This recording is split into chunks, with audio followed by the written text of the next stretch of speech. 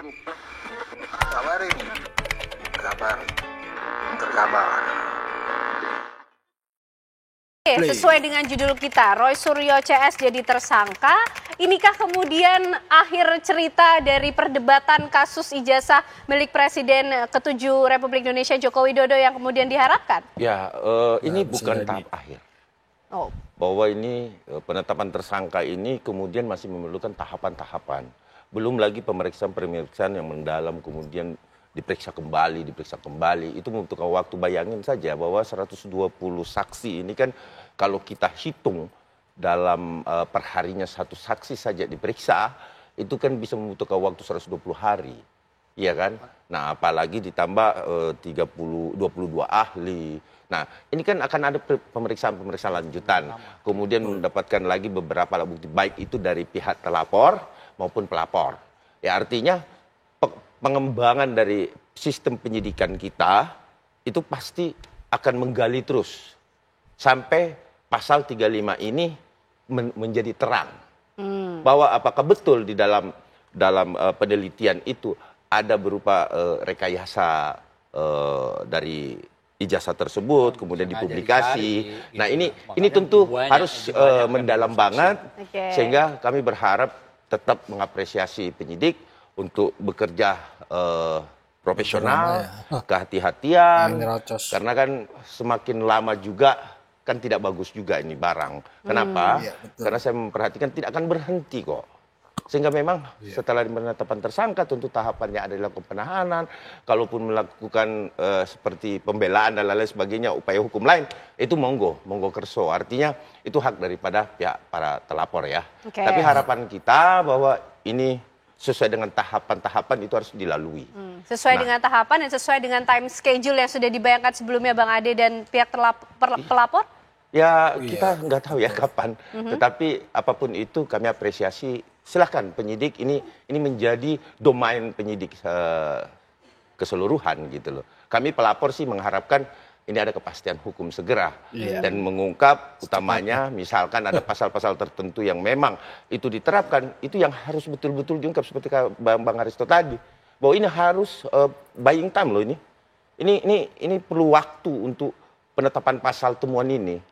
35 ini. Kenapa? Karena ini memang harus dilihat apakah dalam Jokowi White Paper itu terjadi itu. Nah, itu kan menjadi bukti baru dari pengembangan penyidikan dan itu diterapkan gitu loh. Ya kan? Nah, ini yang harus kita kawal, kita lihat dan tentunya Polda Metro profesional kok untuk itu. Oke, itu kalau menurut Bang Ade, kalau menurut Bang Azam ini juga belum akhir? Ya, belum. Itu dong, belum akhir. Gitu loh. Kalau tadi saya membangun cerita yang disampaikan oleh Mas Aristo bahwa tidak ada kewajiban menunjukkan barang bukti lah, kira-kira begitu kan? Kira-kira. Nah, oke, positif. Sekarang saya mau tanya, kalau misalnya ada pencurian lah, sama-sama pidana ini, ada pencurian yang disangkakan adalah Anda misalnya, tentu pada saat penyidikan, benar nggak barang yang dicuri ini? Anda akan mengatakan tidak, diperberat karena ada saksi yang melihat. Kalau Anda mengatakan iya, ya sudah berarti Anda benar mencuri. Sederhana cara menjelaskannya. Inilah, apakah benar Anda ini mencuri? Selesai. Ini dalam konsep sederhana ya. Sorry Mas Aristo gitu ya. Sama dengan kasus yang ini. Hampir sama lah. Itulah yang disebut equality before the law gitu loh ya. Dan ingat, saya katakan tadi bahwa ada beberapa advokat ini yang dijadikan tersangka. Advokat itu dalam undang-undang, you tahu lah, Undang-Undang 18 2003 pasal 16. Setiap advokat yang mengurus perkara yang sama tidak boleh dipidana dan diperdata. Bahkan putusan MK mengatakan di luar dan di dalam pun tidak bisa dipidana. Ini justru semua ditabrak. Semua ditabrak. Nggak peduli lah pokoknya siapapun masuk menjadi tersangka dulu. Kira-kira begitu. Soal nanti penahanan atau enggak, kan dua klaster nih kan. Klaster yang pertama dan juga kedua 5 orang. Ya, artinya dikaitkan yang pertama berapa? 5 orang. Itu memang pasal benar 310, 311, namun ada tambahan. 160. Waduh, kacau lagi ini. Nah, yang 3 orang ini tambahannya selain 310, 311, 32, 35. Yang tadi itu 8 tahun sama 12 tahun dijelaskan itu. Oh, ini yang edit. selama kami penyidikan tidak pernah menjelaskan penyidik. Nah, ini perlu diketahui juga bahwa telah terjadi pengiditan. Benar nggak, Bang? Untuk ini Anda edit begini, begini. Tidak ada itu di BAP loh. Lah nggak tahu nanti setelah ini masuk tanggal 13-nya ini. Nah, kita lihat juga nanti. Nah, itu kan harus dibuktikan. Gini loh, maksudnya gini loh. Penyidik mengarahkan ke pasal 32. Manipulasinya, ya, 35-nya. Kalau saya sih konsen pada 35-nya, Bang. Iya, maksud saya edit manipulasi lah, apalah kata kau lah. Misalnya kau bilang manipulasi lah, udah oke, manipulasi gue ikutin. Tapi penyidik itu harus membuktikan, benar nggak? Lu mengedit ini yang aslinya begini nih, dikurangin sama lu jumlahnya, anunya nih, apa namanya, ini barang gitu loh. Benar nggak? Itu harus dibuktikan nanti di penyidikan. Nah, kalau penyidik tidak bisa membuktikan, artinya dijawab nggak bisa membuktikan secara ilmiah dan segala macam, ya pasal itu gugur dong. Lah kalau misalnya tadi Mas Arief gugurnya nanti bukan di penyidik, Bang. Iya, itu urusan nanti. Ini menjelaskan apakah nanti kalau benar terbukti pencemaran nama baik, fitnah, Anda mau? Oh, enggak apa-apa. Kita terima itu. Fair, benar nggak? Di bawah 4 tahun. Kita harus fair. 5 tahun, iya. Jangan kita menolak itu. Kita harus fair, gitu loh ya. Silakan, tapi itu dibuktikan. Jangan orang diambil fisiknya, ditahan dulu, dibuat down misalnya, contohnya. Ya kan belum tentu juga ini. Terus akhirnya yang terjadi, ya mohon maaf ini, para termul udah pesta pora misalnya. Wow, udah berita buzzer, udah. Ini yang kita takutkan, gitu loh. Jangan begitu semua. Gitu loh. Jadi yang diharapkan Bang Azam, tahap itu tahapan kan ada penahanan tuh, ya kan? Harus dilalui juga. Belum tentu juga penahanan. Iya, sekarang begini, bro, saya kasih tahu. Ahli dari kita ini belum diperiksa, bro. Kita sudah mengajukan. Kenapa kok tidak? Harus hukum atau ahli apa? Ahli pidana, ahli semua yang kita ajukan gitu. Ya jelas bukan ahli masak-masak, bukan.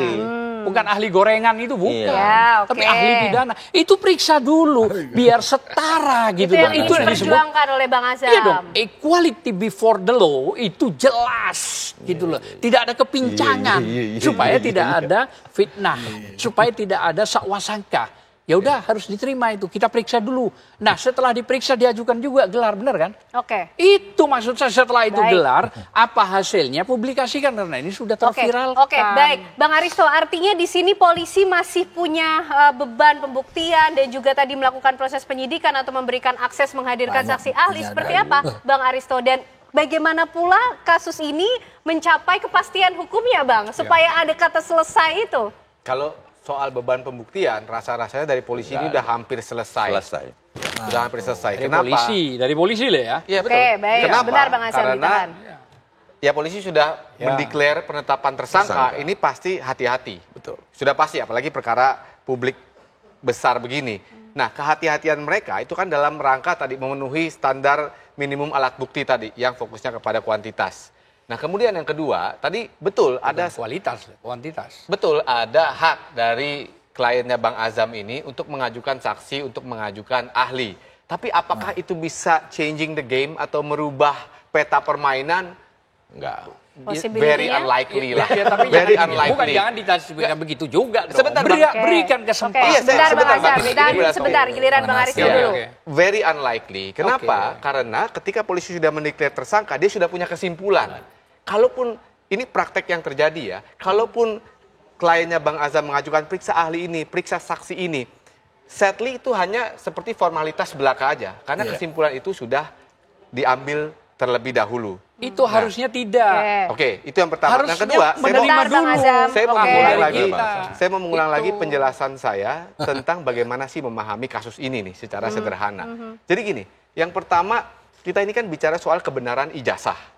Ya, sekarang ada dua pihak, ada pihak dari kepolisian, ada pihak dari kliennya Bang Azam. Nah, polisi ini dia itu diberikan oleh undang-undang untuk melakukan monopoli kebenaran. Dalam tanda petik monopolinya. Monopoli kebenaran melalui yang namanya Undang-Undang Hukum Acara Pidana.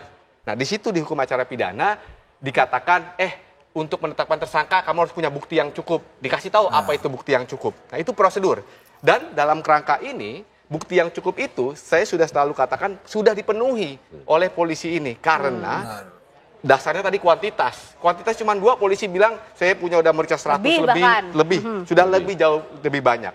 Nah, sekarang ya tugasnya Bang Azam ini adalah bagaimana mengatakan monopoli kebenaran yang dilakukan oleh penegak hukum itu berbeda dengan kebenaran sesungguhnya. Itu kata kuncinya. Karena mungkin di dunia hukum kebenaran yang didefinisikan oleh otoritas itu berbeda dengan kebenaran aslinya. Itu namanya rekayasa kasus. Nah, sekarang tugasnya Bang Azam ini berat. Ya, kalau pertama saya udah bilang 3-0, mungkin sekarang mohon maaf udah 2 kalinya nih, udah 6-0 lebih. Ya jangan dijustifikasi itu nggak bagus juga. Bukan, Ini sederhana. Itu seolah-olah ada menjustifikasi. Tapi paling tidak begini, memberatkan posisi. Sebentar, harusnya Anda netral.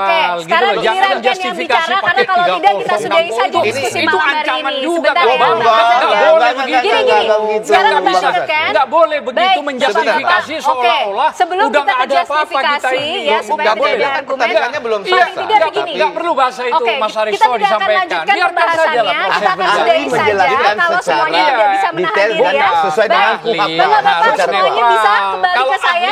Tolong hargai ruang diskusi ini. Kalau tidak bisa kita tidak akan lanjutkan pembahasannya karena sekarang giliran Bang Aristo. Paling tidak kita ingin tahu singkat saja Bang Aristo supaya kasus ini tidak menjadi gaduh seperti apa. Oke, tadi saya katakan begini. Sekarang tugas dari Bang Azam ini untuk melawan kebenaran yang sudah dideklarasikan versi kepolisian.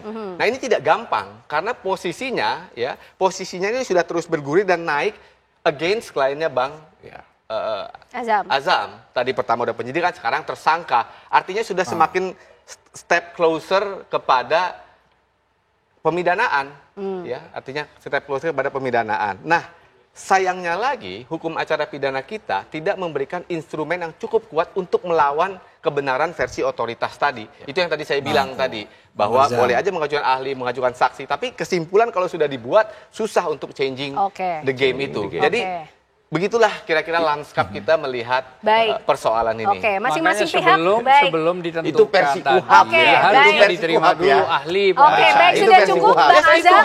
Baik, sudah cukup Bang Azam, Bang Aristo, Bang Ade, karena durasinya cukup untuk malam hari ini. Ya, begitulah ya Sob ya, keseruannya. Seru kagak? Kepanasan tuh. Kuasa hukumnya Roy Suryo dan kawan-kawannya ya. Ketika pengamat bilang, ini sih udah 6-0 lebih. Langsung bakbuk. Aduh. Ya, begitulah ya. Kita nggak tahu nih ke depannya bagaimana. Yang pasti untuk awal-awal ini kudu ada yang dikandangin lah ya, supaya di luar itu kagak ngoceh-ngoceh nyerocos terus. Aduh, kacau Indonesia dah. Ijazah doang. Ya, bagaimana menurut pandangan sobat-sobat? Berikan pandangannya di kolom komentar. Wassalamualaikum warahmatullahi wabarakatuh.